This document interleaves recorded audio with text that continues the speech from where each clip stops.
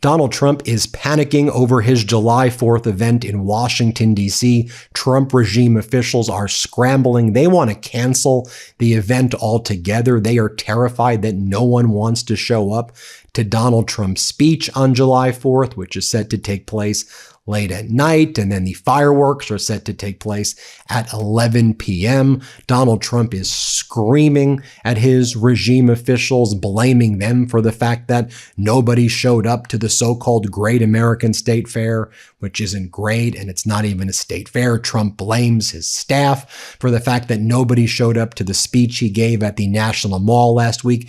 He's also livid that his staff keeps on posting aerial footage and images of the crowd size at the fair and at the National Mall, showing how small the crowds were, while Donald Trump is claiming 150,000 people are at the state fair every day. That's not true. Or when he says 40,000 people showed up at the speech I gave at the National Mall last week. That's not true. Trump regime officials are leaking to the press that this event on July 4th is going to be an absolute disaster. It's expected to be 107 degrees. There may be major thunderstorms as well. And again, Trump regime officials want this canceled. Let me show you what they are leaking to the press right now. Here is Caitlin Collins talking about how livid Donald Trump is of these aerial images. Let me play this for you.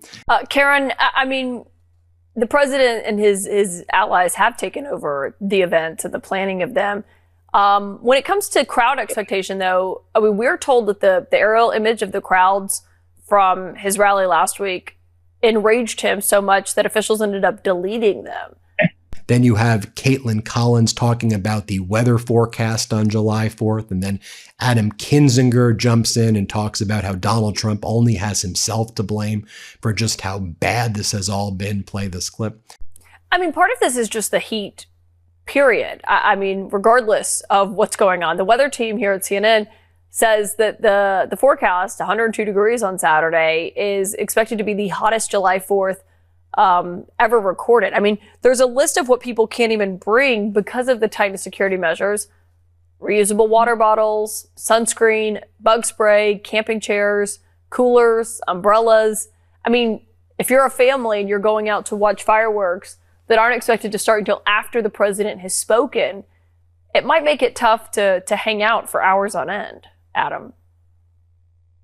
Yeah, and I think, look, maybe God's sending a message. I don't know. I can't speak for God, but yeah, I mean, look, I think that's clear. And again, nobody would care. I don't remember any time in the past people talking about the turnout for the July 4th fireworks on the Capitol, except that Donald Trump himself has made this a referendum on him. It's always about crowd size. He said, after all the people canceled, that this will be a celebration. I think he recently even said that the greatest president, your favorite president, is going to speak at this. So he himself inserts himself into this.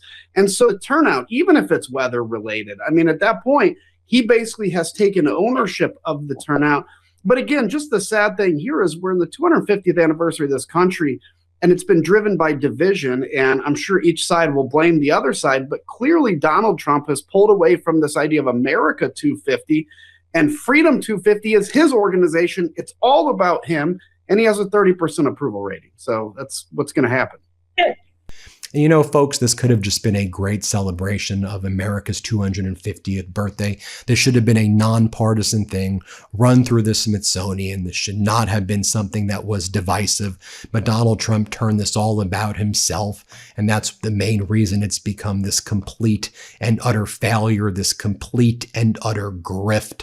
And it's just so odd. I mean, I'll show you yesterday, as Matt Ryan, who was there, writes, after many called it a Timu arch, the Freedom 250 team added new columns to Trump's arch at the Great American State Fair. Here, play this clip.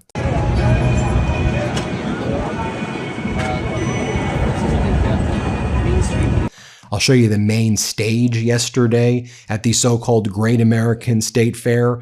It was a podcast called The Practically Political, which presented to a virtually non-existent crowd at the Great American State Fair. Here, play this clip. Way of life is truly under siege from an enemy who is everything that we represent.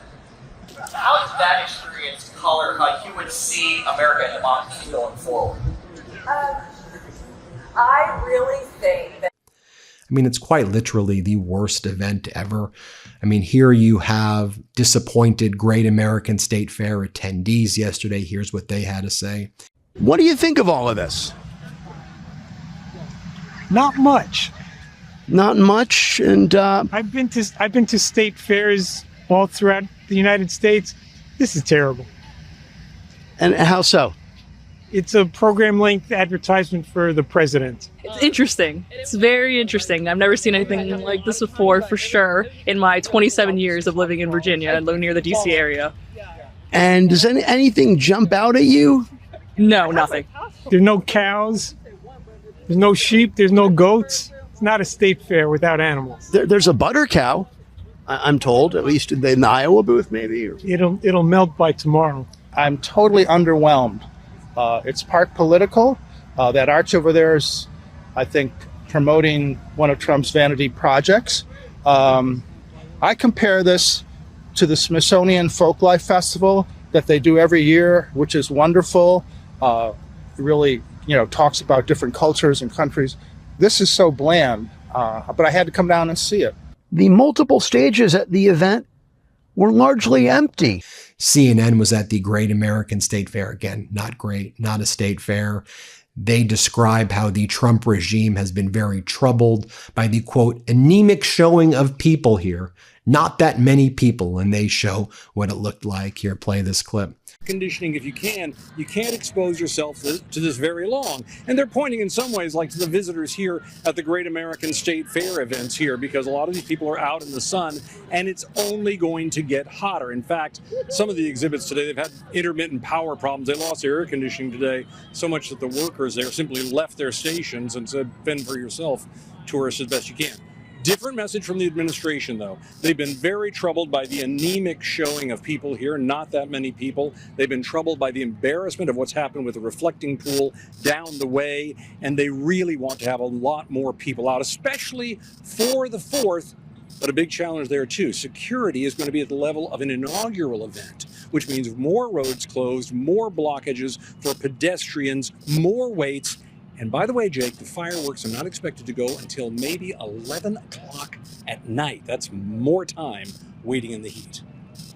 Then the MeidasTouch Network's own Scott McFarlane was there yesterday, and he described how DC is hotter than an air fryer and how worried he is for the health implications of the fact that the Trump regime is doing this on July 4th with 107-degree weather. Here, play this clip right here. Welcome to the air fryer that is the nation's capital right now. Trying to find the shade wherever I can. Let me tell you what's going to happen Friday and Saturday. Temperature above 100 degrees. They're forecasting 103 degrees here. That's the same window for America's 250th birthday, and that is the same window for Trump's rally in celebration of America's 250th birthday. They're going to have to do something. I know his rally may be later in the day or after dark in spots with this celebration, but people are going to drop like flies in this heat, in this oppressive heat. If they have to be out here all day, there are limitations on the amount of water bottles people can bring in, which is something they may want to revisit. There's not a lot of shade to be had. I found one of the few spots in which it exists around here. And the fireworks don't go off till after 11 p.m. It's not a great explanation for that that's been issued, but that's a choice. It keeps people out here on the mall longer. Who knows what the crowd size is going to be? Trump rallies tend to turn out people, but the Great American State Fair down the road, it's like tumbleweed is rolling through the National Mall. There's just nobody here. Weather hasn't been great, but it's a politicized event. Trump hijacked the American 250th celebration that was approved and for which planning began in 2016. And the politicization of this event, of this national celebration, has turned people off and has convinced people not to come. It is a tumbleweed now. With the heat this weekend, we'll see what happens next. And so yesterday in North Dakota, Donald Trump was bragging about how he was looking forward to giving a speech in 107-degree weather, and it's going to show how tough he is that he can give a speech in 107-degree weather, as one account says. Wow, Mr. President, I bet you'll be so strong. You could go out during the hottest part of the day and stand in direct sunlight in a wool suit with no water while you give that long speech. That would show everybody, Donald. Here, play this clip. On July 4th, it's going to be approximately 107 degrees out. And I'm going to go and I'm going to make a really long speech just to show that I can do anything. It's going to be 107. And doesn't that stand in stark contrast to Prime Minister Carney during Canada Day? You saw the speech that he gave where he did a hydration break and wanted to make sure that everybody in the crowd was doing okay. Here, play this clip. Speaking of which, before I introduce Jeremy finally, public service announcement, it is time for a hydration break. It's hot. If you're watching at home, it is hot here. I also want to give a special shout out to Gene Park and Amanda Moore and also Anarchy Princess. They've been capturing great images of what's been unfolding at the so-called Great American State Fair, which is like the biggest disaster ever.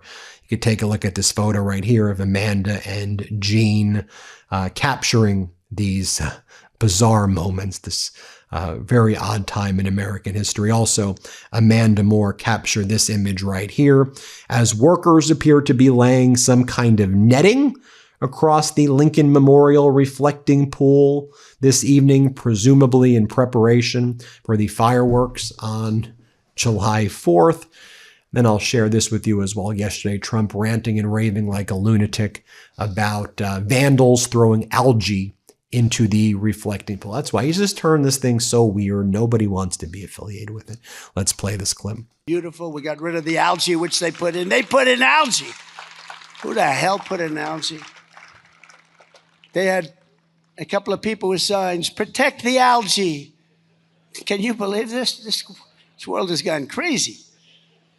But today I'm proud. There you have it, folks. Let me know what you think. Hit subscribe. Let's get to 7 million. Thanks for watching, everybody. New Meidas merch. Head to store.meidastouch.com today and get yourself the best pro-democracy gear and show your support.